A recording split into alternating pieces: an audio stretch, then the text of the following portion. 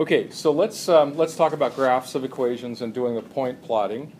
Okay, so if necessary, what we need to do is isolate one variable in an equation. So we have an expression that's we can calculate. Let's do some computation on x, and then we end up with a value of y. So you may have to do that. And then, of course, we want to make a table. And then the hardest part about this is that you need to choose a large enough set of numbers to show what the equation is really doing. Okay, and then you plot on a rectangular coordinate system, graph I mean. And what I mentioned on Friday, I'd like to make sure that you're always labeling the axis to indicate what variable. Now with x and y, it's almost always the x is the horizontal axis, y is always the vertical axis. But if you're using two other variables like a and b or r and s or anything else like that, you want to make sure that you make it absolutely clear which axis corresponds to what variable. And then you also want to make sure that you're showing the scale. Label things 1, 2, 3, 4. It doesn't have to be really extensive. Like if your numbers get too crowded or so, you can do every other number or every fifth number or something of that sort. But you need to show what the scale of the axis is. And then if you have a continuous equation, meaning an equation that you can stick any value in and you get a value out of it, just because you've chosen 1, 2, 3, and 4 as your x values to make your table, you could have chosen 1/2, 3/2, and 5/2 as well. So if you can do that, if your equation lets you do that, then what you do is you connect the points that you do that you plot. Okay, so and then you probably want to label the curve or title the graph. You know, just to show what you're doing. For example, if you make a graph of a line, write the equation of the line on there, and if there's several lines on it, make sure that they correspond to whatever line that you're doing. So you'd have a complete story in this thing, not just a picture with a line. Okay, so let me give you an example. Is everybody caught up here? I know that's a lot of words. And remember, I post these, so if you basically understand what I'm saying and you make yourself some notes, you can fill in the rest of your notes just by looking online to see these notes. Okay, so let's have an example here. I'm going to plot x squared plus 2x minus 1 equals y. So we're going to take a little departure from our two variable linear equations, and this is not a linear equation because we have an x squared in it.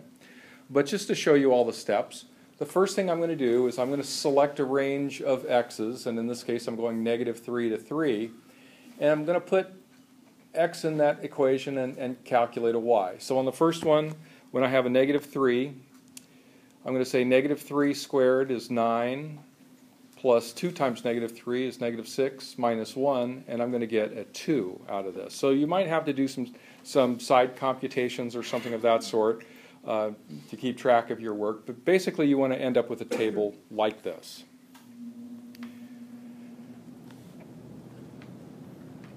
Okay, so then you make up your graph.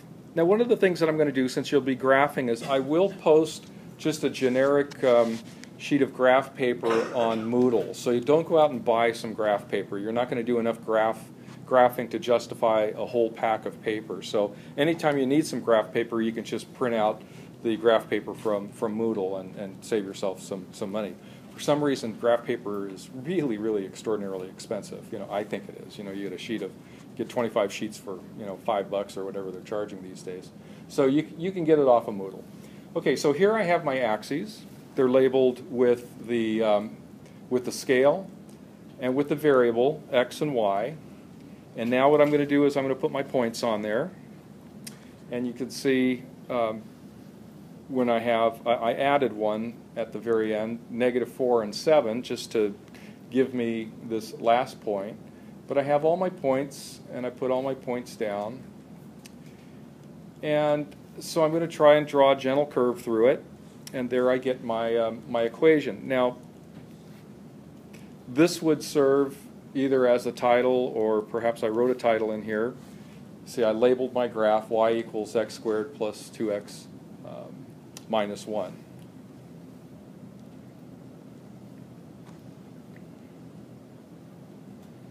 Okay, so let's have some terms here.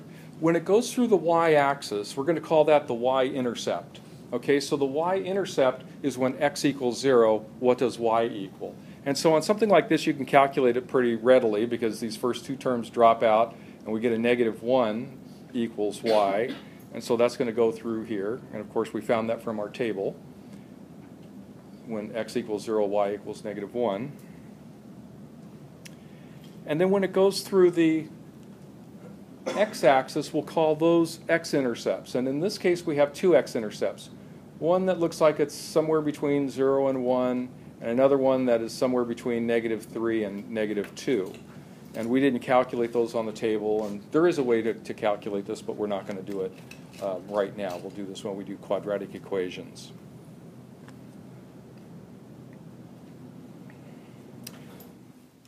Okay, so what I'd like you to do now is make up a graph of this. The absolute value of x minus 2 minus 1 equals y.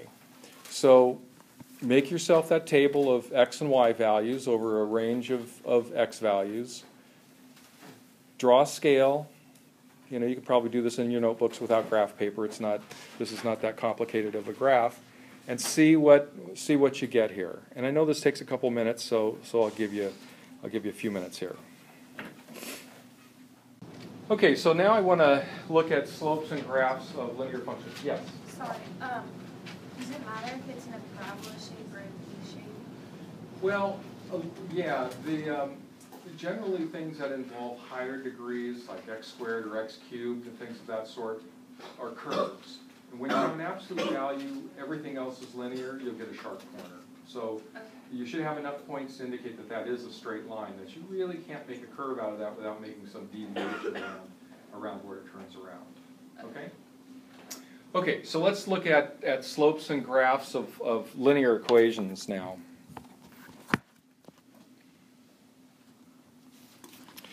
Okay, so let's say we have this line. And we're going to choose two values, say x1 and x2, and find where they correspond to y1 and y2. And we notice we have some difference between the x1 and x2, and a corresponding difference between the y2 and the y1.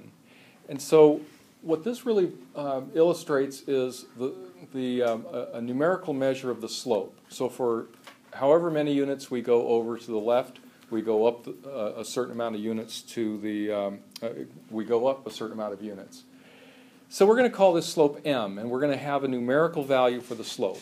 Now, slope mathematically has a very precise definition, but it's very close to its ordinary English word, ordinary English meaning. So, for example, if you're hiking and you're going up a hill, and let's say you're on the phone to a friend, and they say, well, how's the slope? You're going to say, well, it's steep. So you would expect steep to be a big number. If there's no slope, you would expect that to be 0, right? There's 0 slope. And if you're going downhill, we'll call that a negative slope, okay? So as we're going, we're going to start going from the origin off to the right with ever-increasing numbers. That's the same thing. You know, the mountain doesn't change when you turn around and start going down the hill. You can still say it's a steep slope when you're backtracking, but we just have to keep the orientation that when we go from left to right, a positive number will indicate that the slope is up. When we're going left to right and the line goes down, then we're going to say that that's a negative slope. So a slope is how much do you change going up and down versus how much do you go forward. And so the slope that we're going to define with our line is exactly the same. We've changed from x1 to x2, so there's a difference there. And we're going to go up a certain amount, y2 minus y1. And so we have this, this definition where it's how much do you rise over how much do you run. The run is the horizontal movement. So this y2 minus y1 over x2 minus x1 is the formal definition. That's something you should know. Now, it's not really important. It turns out, if you do a little bit of algebra around it, it's not really important which point you call point 1 and point 2. So you would get exactly the same slope if you chose to calculate it as y1 minus y2 divided by x1 minus x2. So instead of perhaps having a slope of 4 over 2, you're going to have negative 4 over negative 2, and the negatives cancel out, and so numerically it'll be exactly the same. Okay, everybody with me here? Are you with me? Sounds like a politician, right? Are you with me? Okay, so here we have 2 points on this line. One of them is x equals 1, y equals 2. That's 1 point. And then we have another point, x equals 5, and y equals 4. So just qualitatively, we see that this is going up. It's going up from left to right. And it's not really all that steep. In fact, if we look at a line that perhaps goes up as much as it goes over, it's going to be less than that. So we're going to expect a slope here of something that is less than 1. All right, so I'm going to put my numbers in. I take 4 minus 2 over 5 minus 1. Now notice I put parentheses here. And you don't have to put the parentheses, but if you have negative numbers, like negative coordinates, I think it's extraordinarily helpful to keep track of your negative signs, especially if, let's say, that first 2 was a negative 2, then you would have negative, negative 2. And just by plopping it into your definition, you don't have to worry about keeping track of signs. So write your equation with parentheses, drop in the numbers, and then start simplifying. So even though you're doing a little bit more writing, you're going to be doing it much more reliably. All right, so I get 4 minus 2 is 2, 5 minus 1 is 4, so I get a slope of 1/2, which is positive. It's greater than 0. It is going up, but it's not going up as fast as a 1-to-1 ratio, so it is actually a little bit less than 1, so it's 1/2. Okay, so let's look at another one here.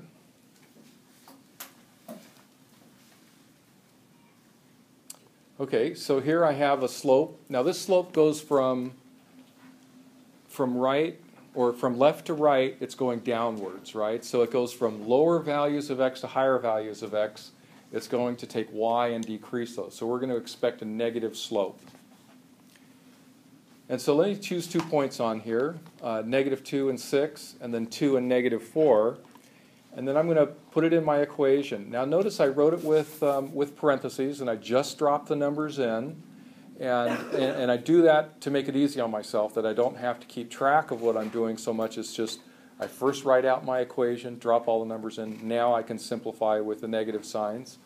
And so when I calculate this out, you have negative 4 minus 6 is negative 10, and then you have 2 minus a negative 2, and you get actually 4. So we're going to get negative 10/4, or if we reduce that, we get negative 5/2. Now notice 5/2 is greater than 1, right? It's 2.5 if we put it in a mixed fraction. So it's bigger than 1. That means it's rather steep, but it's going down, so it's a rather steep negative slope. So negative 5/2, of course, is smaller than negative 1, but in the sense of just looking at the magnitude of the number, this is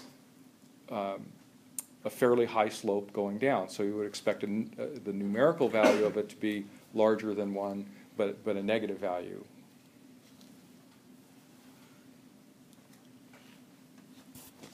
Okay, so let's look at what's called the slope-intercept form of a linear equation.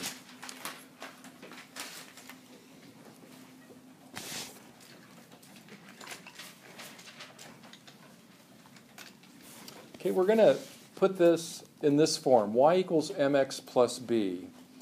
M is the slope of the line. B is going to be the y-intercept. Okay.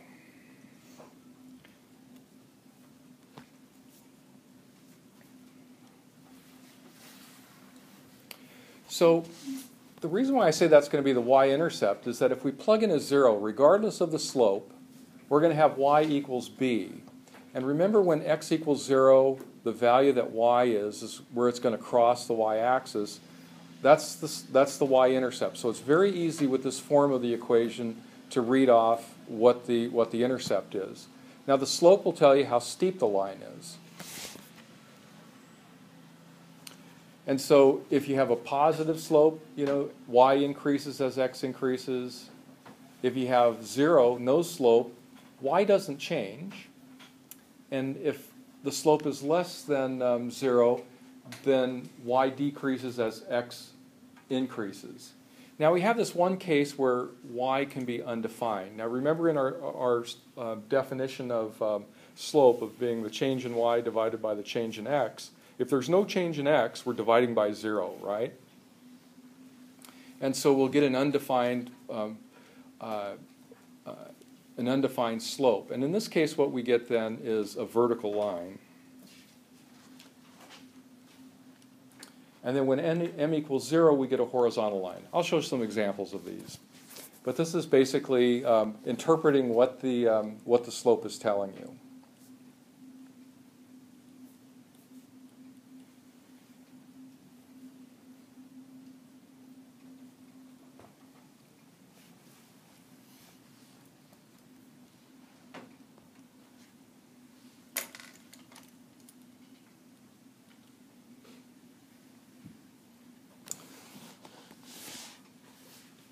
Okay, so let's go on. So here's an example. I'm going to say y equals 2x plus 1. So the slope is 2, okay? The y-intercept is 1, so that means when x equals 0, y equals 1. And so when we make our graph, probably the first point that we should put on it is the y-intercept. And that's going to be at 0, 1.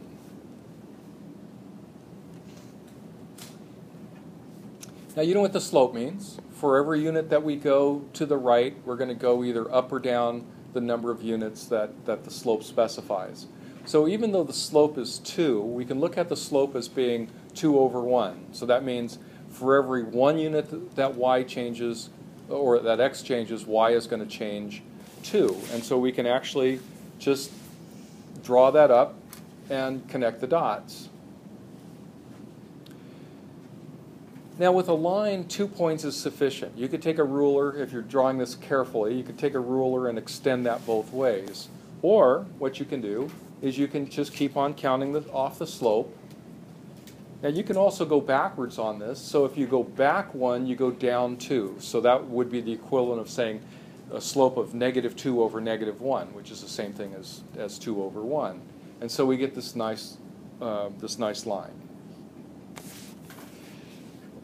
Now if you want to get really clever and just make your line with 2 points, but the slope doesn't give you 2 points that are far enough apart, we could multiply that slope by 1, by some ratio that equals 1, and we can get 2 points that are farther apart. And so in that case, let's say my 2 points, I want to take double the step. So instead of 2 over 1, I can use 4 over 2, and then in blue you can see what I'm doing. I'm counting it over, where I go over 2 and up 4. So that's a perfectly good way to establish that second point, and then those are probably far enough apart where when you just use a ruler to draw a straight line, you're going to get exactly the same answer. Okay, so using this as a model, what I'd like you to do is make a graph in your notebooks of y equals negative 3x minus 2 and see what that looks like.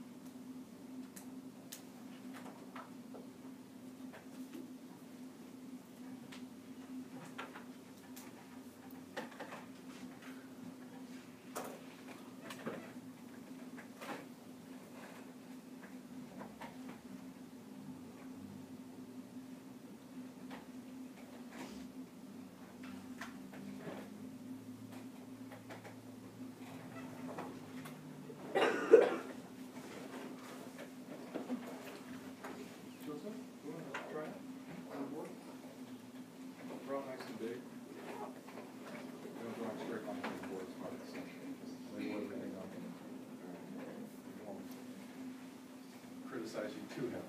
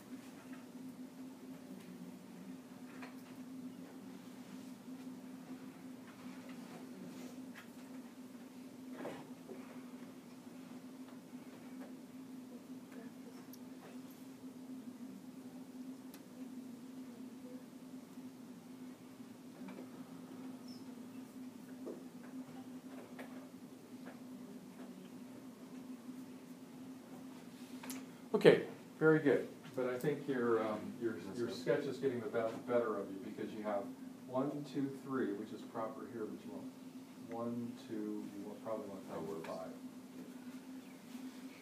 5. Yeah, that's good. Okay? I think most of you got it. I looked around and most of you in your notebook did pretty well. Any questions on that? So Yes. when you do the rise and the run with the negative, Mm-hmm. you go down 3, but you go across the normal. Yeah, so so if it's negative 3 over 1, one of them's positive, one of them's negative. So if you go to the right 1, then you go down 3. But if you go to the left 1, that would be the negative 1, then you go up 3.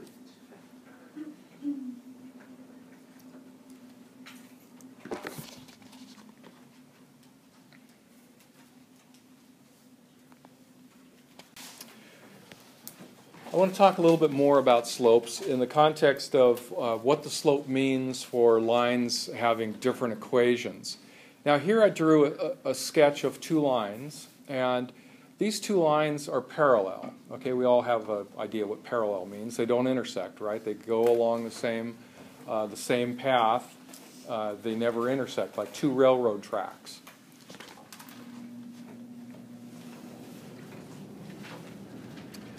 Okay, so notice if I count off these things, I have, I'm going up 3 and over 4 in both cases. So when I look at my equations of the lines, notice they have the same slopes. What's different about these two graphs, and I apologize for you in the back, I know this is really small, but the slopes are the same. So we have the top line is y equals 3x plus 1, and you can see that the intercept here is at 1, and then for the bottom line it's y is 3x minus 1, so the intercept is down here at negative 1.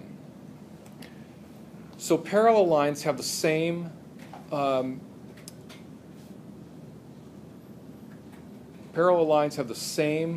slope. They have different intercepts. Now when you have 2 lines, when they intersect, they're both going to be it's going to be at one particular point. Okay, so let's just assume that x1 equals x2 and y1 equals y2. If we were to substitute these things in and say, okay, y1 equals y2, we're going to get 2 equations here that we can make equal to each other, right? Because y1 and y2 have to be the same, and there's nothing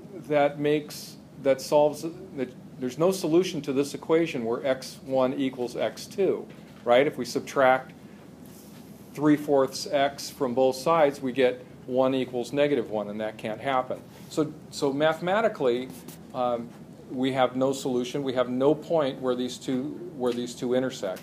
So even though graphically it kind of looks like they're not going to intersect, we can prove actually that they'll never intersect because there's no value that would satisfy both equations at the same point.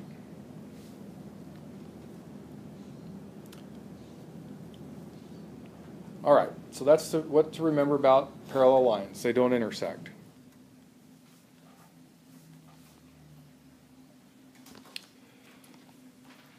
Okay, so let's say I take this, I'm going to take a rectangle, like a piece of paper or so. It's going to measure 3 inches high and 6 inches wide. and I'm going to cut it down the diagonal. Now, if this is a right angle, if I open this thing up, so in other words, if I take this top half and then I rotate it around so I get what's down here, okay, what I've added, since this line, this bottom line now is perfectly straight, I've made that 180 degrees, so I've added 90 degrees in that angle. So when I open it up, you know, when I rotate it 90 degrees, I have 90 degrees there. So 90 degrees, two lines, we call that perpendicular. Now let's look at the slopes. Let's look at the slope of this line, all right? So it's going down 3 and over 6. So we would expect that, what would that slope be? Negative 1/2, great. Okay, so it's negative 3 over 6 equals negative 1/2. Now let's look at the other one. Okay, so what's the slope of this one? It's going over 3 and up 6, right? So here we have 6 over 3, which is 2 over 1. All right, so here is a key relationship between perpendicular lines. Okay, so geometrically I just constructed two perpendicular lines, two lines that are perpendicular to each other, and I get the slope of one of them is negative 1/2 and the slope of the other one is positive 2 over 1. And so for perpendicular lines, we have this relationship where we just take the negative reciprocal. So if we have a line that has a slope of 2, the negative reciprocal is negative 1/2. If we have a slope that's negative 3/4, the negative reciprocal of that would be positive 4/3. And so there's the relationship between the slopes of perpendicular lines, is that it's the negative reciprocal.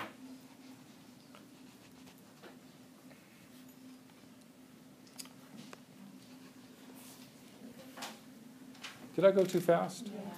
Okay, let me back up then. All of a sudden when I see all these exasperated looks, I thought, oops.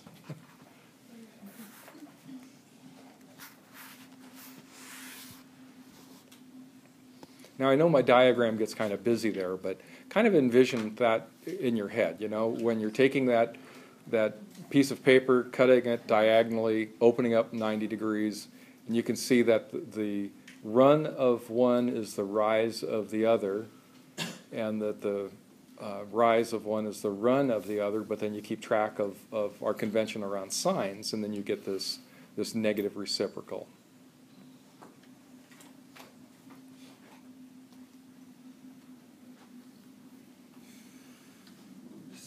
This is a negative 3 over there.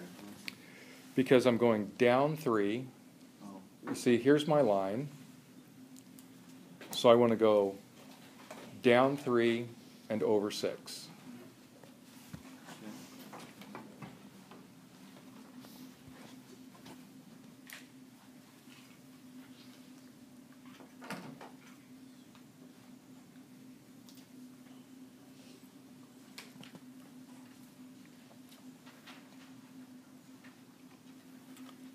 Okay, so let's go on here. So let's look at the slope as the rate of change. So back to my mountain analogy, when you're hiking on the trail and you're going up the hill, your altitude changes according to how fast you're going forward, right? And so if we look at the slope as an indicator of the rate of change, we have a ratio of two things. How much do you go up by how much do you go over?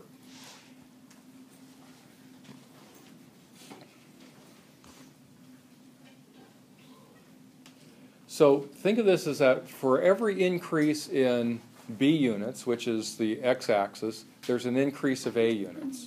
All right, so this is that ratio just put into kind of an ordinary English phrase. So if you're going to have a very, very large increase in the x direction and a very small increase in the y direction, you're going to say that the rate of change is fairly small, right? You have something like 1 over 3, where you go forward 3 units and up 1 unit.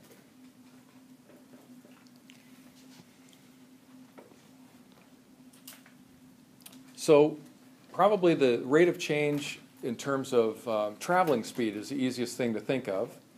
So let's say at 1 p.m. I'm 12 miles from home, and at 4 p.m. I'm 36 miles from home. The question would be is how fast am I going? All right. So at 1 I'm at 12 miles, at 4 I'm at 3 miles. And so when I calculate the slope,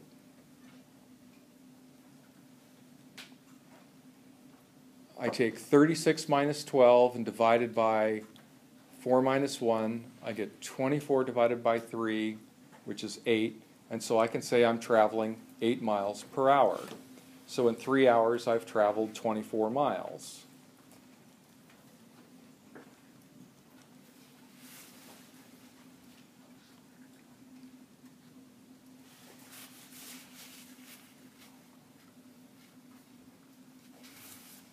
So the key point here is that I've taken just essentially 2 points. One, at a particular time I'm at a place, at another point in time I'm at a different place. And so I can represent these as coordinate pairs. And so if I take the differences in the y values over the differences in the x values, I have 24 over 3. That means I've traveled 24 miles in 3 hours, so my slope is 8. So I'm traveling at 8 miles per hour. And if you look at the expression miles per hour, that's miles divided by hours. And so the units are consistent with taking this ratio.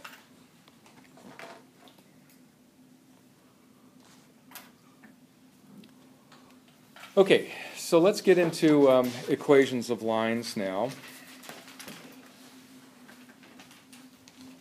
The thing about a line is that the slope is constant, right? It's a straight line. So if you take any segment of the line, it stays the same. So for any increase in x, you get the same increase in y regardless of where you are on the line.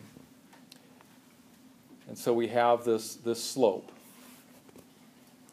Now, that's for any two values of x1 and y1 and x2 and y2. So let me change this around a little bit, and I'm going to drop the subscripts, and I'm going to say any pair of x and y that's on this line is going to have this slope. Okay, so I'm going to choose one point, and I'm going to say y1 equals, or y minus y1 over x minus x1 equals m. So notice here that this is a particular point, this x and y, and this x and y here at the beginning are any point, and that's the difference between putting the subscript. The subscript means 0.1. If I don't have a subscript, that means any x and y that's on the line. Now let me do a little bit of math here, and if I multiply both sides by x minus 1, I have y minus y1 equals m times x minus x1.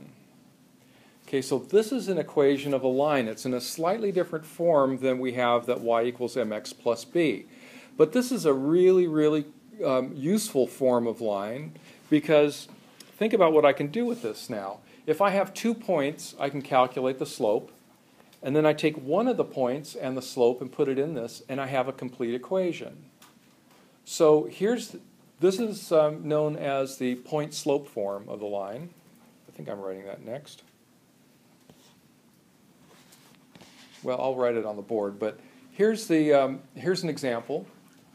If I want to take the equation of the line 1, 2 and 2, 5.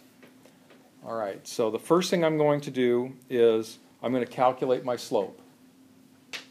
And so I got 5 minus 2 over 2 minus 1, and my slope is 3, right? 3 over 1. And now I can take either point. And the magic about this, this particular equation is that you can take either point so long as you choose the x and y that corresponds to each other. You can't take the x out of one point and the y out of the other, of course. You have to choose either point, and you just stick it in, and we have y minus 2 equals 3 times x minus 1. Now this set of parentheses right here is crucial. Because if you don't put that, you're just going to have 3x minus 1 and you're going to get something wrong. But that 3 has to multiply both the x and the negative 1. And so if I work this out, I get, first distribute that 3, and then I'm going to add 2 to both sides. I get y equals 3x minus 1. So I've used this equation here, and it's called the,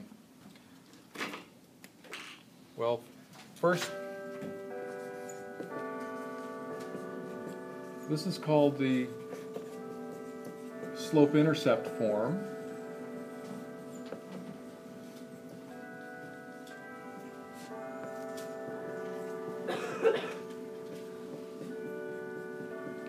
And this is called the point slope form.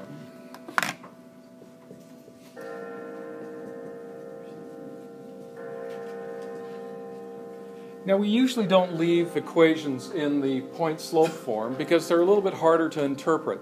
This is the easiest one to interpret because here we can read off the slope and read off the intercept. But the usefulness of this one is that we can take 2 points and determine the equation of the line.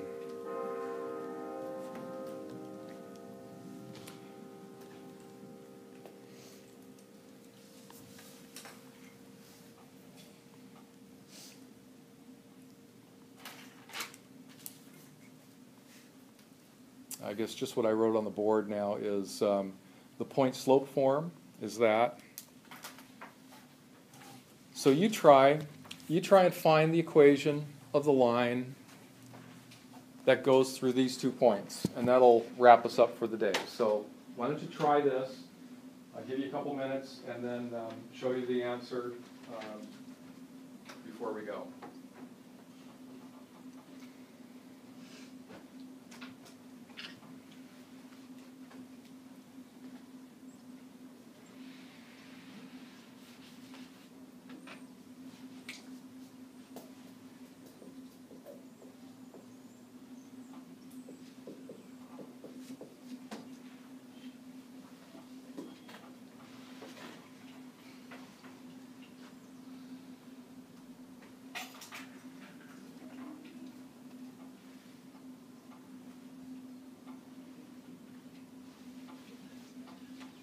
Yes.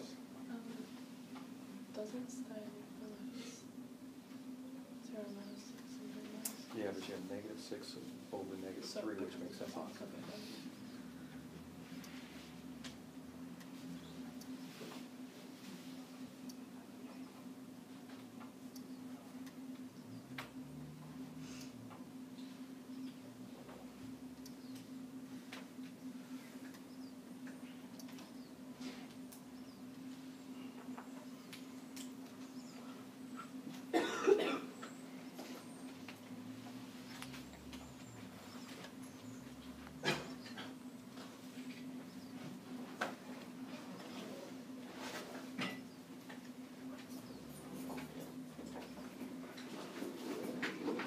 Okay, so I know we have just 2 minutes here. Let me show you the answer. So we calculate the slope as 0 minus 6 over negative 3 minus 6, and we get negative 6 over negative 9, which is then 2/3. And so we stick that 2/3 in with our point 6 comma 6. And then we can distribute that 2/3, and we get, oops, this should be 2/3 x.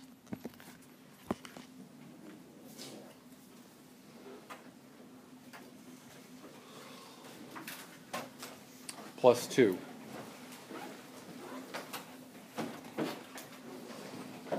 Now you can do it with the other point, and you get exactly the same thing.